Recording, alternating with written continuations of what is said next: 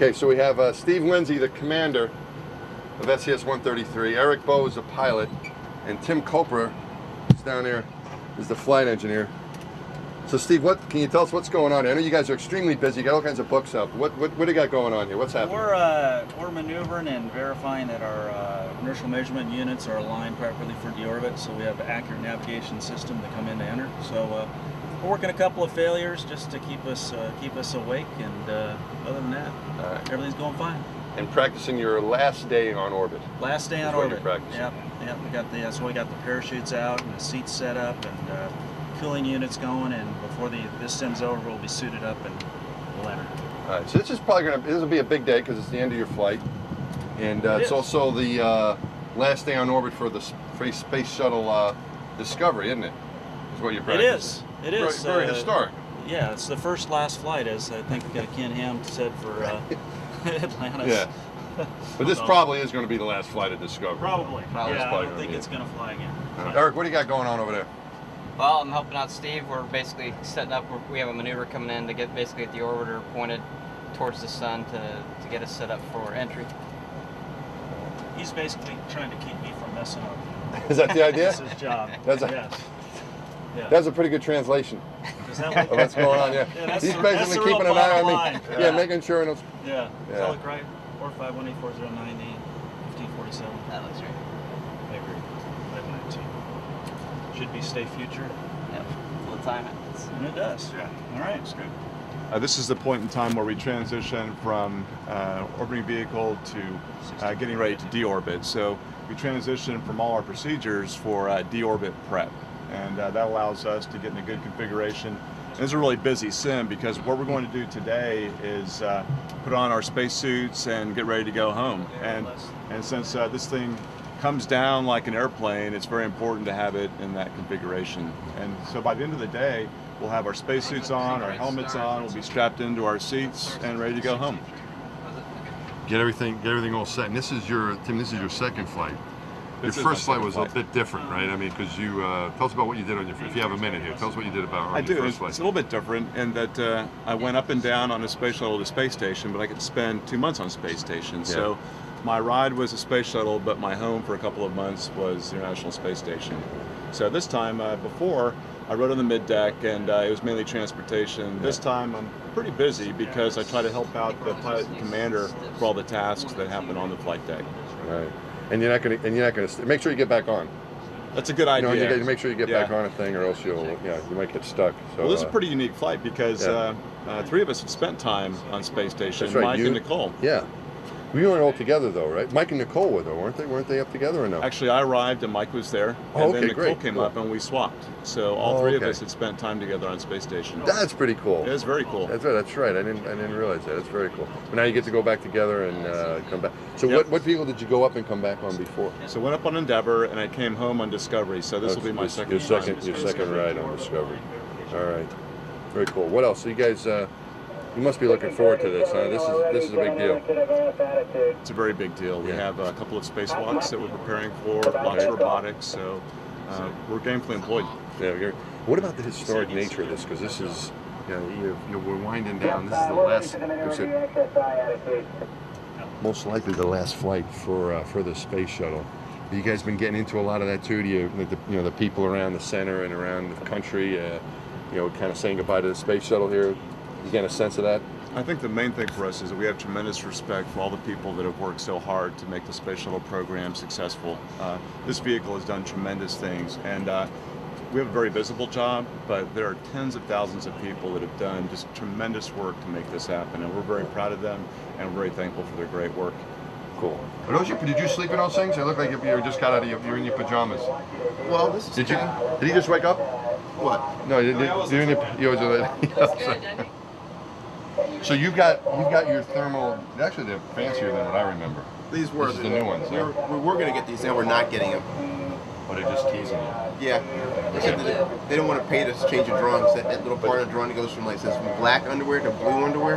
You think I'm joking? I'm serious about this. Because it's a change of color? Yeah. So we're going back to the old blue ones. All right, so this is just a tease. This is tease. This tells us this is like here's what you're not going to get to wear on orbit. All right, so now you got that on, and you're gonna get your what are you gonna wear beside that? You're gonna wear any speed breeches or anything? You're gonna wear a G suit? G suit. You're gonna put a the G big suit orange on? pressure suit. Right.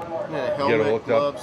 Get ready to come home. But you're not gonna put that on right now. No, it'll be You're just hours getting later. yourself ready to go. It looks cool, but it's not very comfortable. All right. You're MS1 on this one? What are you- MS1 going up, and I'll be on the mid deck. So that means when you launch, you're going to be on the flight deck. on the flight deck on the And far when right you side. when you land, you're going to be down here with Mike. Not here with Mike. Yes. So I'm guessing then Nicole Stott, and I who's will right over swap, there. and she'll be MS1 for so entry. you want to introduce the crew? Right? There's Nicole. Nicole is she's going to be sitting up there for entry and down on the mid deck. And then Mike's going to be downstairs both ways. So you guys kind of getting into this whole thing in the last flight of Discovery? Is it kind of like a big deal? The history of all the things that Discovery did. You know, you just kind of that little things got done during the program, but I never really paid attention to which ship these things happened. Oh, because we got a lot of things to worry. You don't worry about it. You think of it generically. Yeah. So what'd you find out? All these finds out that all these first. Of course, Columbia was the first one to actually go fly. Yeah. But when we did the return to flight for both on 121 and 114, those were both Discovery. They also did return to flight after the Challenger accident. I remember that. So every time we've gone to reconfigure the orbiters, every time we really had a new orbiter, it looked the same. Discovery was the one that led the fleet. I remember Robin Williams waking up. Do you remember that? Yeah. Oh, I was like in college or something. Yeah. And Robin was like, "Good morning, Discovery." And Oh, they had yeah. him in there. I don't know. Was it actually him or just an impersonator? I think it was him. I think it was him. Yeah, was that really him? Yeah. All right, so that was Discovery. I don't think anybody else could do that with him. Yeah, I don't think so. But I wonder if he was live in a control center. More than likely. I don't know. I think he probably was. Yeah. Anyway, but yeah, so Discovery's on all those things. Yeah. And now you guys are gonna finish it off. So yeah. So I think this is the last flight of Discovery. last. I think it probably is the last flight though. Yeah, don't you? probably I mean, it's is. probably. You find you going around probably around the country doing your training at KSC at the Kennedy Space Center and all that.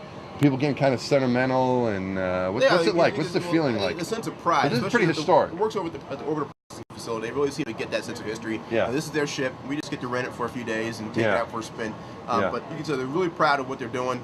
You can see, they just treat that ship with loving care. And it gives me a real sense of relief because our lives depend on that ship. That's important. And these guys are really taking it seriously, especially this, about that last lap. It has kind of that Memphis Belle feel to it, for that final mission. Yeah. All right. And people got to be getting a little nostalgic about this whole thing. Oh yeah. This is. And there's a number of people that come up and talk to me and says, "Oh, I was here when we had STS-1, and I'll retire when we get the last one done." Yeah. So they're kind of like, they got this 30-year lifespan of the shuttle mission, and that's about the length of people's normal government careers. And, And so a lot of folks who are just looking back at the entire shuttle program, they're about to exit what the shuttles do too. Oh, it's interesting because your first flight you said was on Endeavour. Endeavour, yeah. And so this must have a much different being in the last flight of a vehicle and winding the shuttle program very winding different down. ships. Endeavour was, it's obviously the youngest shuttle that we've got. When I flew it on STS-118, it was the first time it had flown since before the Columbia accident, and it had been completely reprocessed in depot. So it literally had that new car smell to it when you get in there. Everything was all brand new and overhauled. They had brand new instruments in it. How long did that last after you guys got inside? About 2 hours into flight, they it turns into a frat house. Yeah, exactly.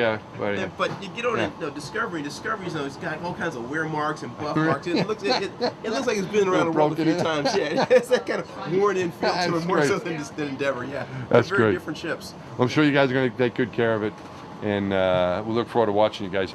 Nicole, you changed your clothes. I did. So you got the fancy underwear on. It's like a pajama party. It is. It's very much slumber party. Yeah, very nice. What were you doing? You were checking something off before we interrupted you. I was checking. What are you doing? This is Mike's very nice card for what we're going to be doing for deorbit activities. So you lose that and you're in a lot of trouble. Yeah, you gotta I think we have 4 of them though, just in case. Houston, we lost the card, we can't come home. Just in case. I think that's what you're going to be saying. So don't lose that. Okay, I got 4 won't. of them just in case. We do, yeah, backup. All right. And so it kind of goes by person, what each person will be doing for deorbit prep. And we have a procedure that goes along with that too. But these are kind of the big items, just to make sure we get them done. And it feeds all the way through, making sure the seats are installed and don't want to that you forget put all your filters away and just general configuration of the mid deck and the flight deck, and then it goes through suiting up everybody to get ready to. So everything is on it. In your seat. So this way we don't forget everything. It is. If anything, and it tells you. And I like this over here. You got an extra one for putting This the is- yeah, for actually the putting suit on, which and there's things like you can yeah, forget these 'em. things like where you're hooking up your cooling. You know, you've got this cooling garment on that's got all little tubes running through it Right. and stuff. With the one big tube that actually hooks into the where the water's Right, going to right. pump through it, and that's all inside of the orange suit. So it would be a real bummer if you got everything all on and then said, "Oh, I forgot to hook that one." right. And there's a lot to think about.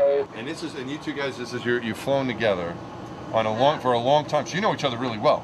I mean, you more or less lived in the same spaceship for how long were you together up there? We were only together Actually, like not that long, about 3 3 weeks. weeks, I think. 3 weeks. So I mean, Yeah. it was at the end of my mission, and it was more Yeah. the beginning of hers. Yeah. So we overlapped. Right. So do you tell people, like, you know, they said, where have you lived in your life? Well, I've lived in Atlanta and Chicago and space and Houston. Do you add that to the thing? Because you were there for might 6 now. months. You got there. You were there for for 6 months. 99 days or Yeah, something. yeah. And you were there 199 days. 199. Yeah. Yep. You went short of the 200. I know. Darn. I was gonna I add think it. you knew I was that, gonna though, because get it's it one. now. And how long were you up there? But 199 is a Nothing, lot. You didn't know that. Yeah. And That's how- huge. And 91. 91 I feel a little days. cheated. You Yeah, didn't but get it to was the 100, beautiful. but you're going to knock that It off was. when you get up there. Absolutely. You Yeah, get it to was 9 great. pretty quick.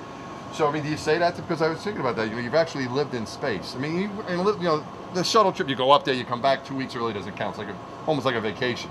But when you're there for a couple months, I mean, you can almost, you could file taxes. So if you're- You know, Yeah, if if you you're- fill out your residency. loan application and they want to know your yeah, where past do I addresses live? and Exactly. whatnot. Yeah, your address over the earth. I mean, what? Yeah. You Voting, put that kind of thing. Why do you Yeah. feel like an application or something like that when they want to know, give your residences for the past 6 years? Yeah. You put, February, 2008 to, August 2008, low Earth orbit. Is that what do you do that stuff? I don't even get You my ever- real addresses when I haven't flown, so. So you just put your regular address down. Yeah, I mean, there are certainly the times. we're ready for Block 5 Discovery. Certainly the times where you want to tell people where you were living during that time. Yeah. It's a good excuse for not doing something. But it's pretty cool. You guys get to go back together after Absolutely. It's after neat. being up there. Yeah, And of course, Tim Colonel too Tim was, was- Tim as that well. was Tim was all there. So all overlapping. 3 of you are up there. Yep. I saw Tim arrive and leave. It was, Yeah.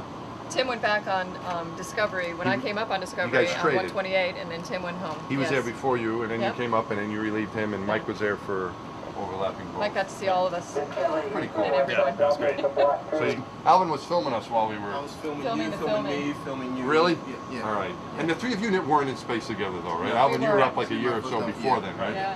Okay. But he's a bug. You know. Yeah, that's So the it's other like, thing. 5 bugs. Now you got to Steve is explain that. now, What is you that? know, 5 5 bugs. bugs. I mean, bugs might. If the people, with other kids, are going Yeah. to get worried. They're Our gonna love members it. of the Tell us Our about the astronaut bugs. class. Class of Right. 2000. Explain. Class The of Millennium 2000. Bugs. The Y2K The class of bugs. 2000. The Back in Y2K 2000, bugs. when everyone was worried about the computer bugs, and Yeah. you guys took the name. So that was your class name. You were all in Right. the astronaut class of 2000. And everyone Right. was worried about us, so. Yeah. And it's 5 of you on 5 of you together, and then Yeah, that's Steve right. Lindsey. This is an honorary Who bug was a now. very Honorary nervous bug. commander. What do you have to do? Did you initiate him? Um, Wasn't Is it Maybe. secret? We're not What's allowed on to. it? About that. I flew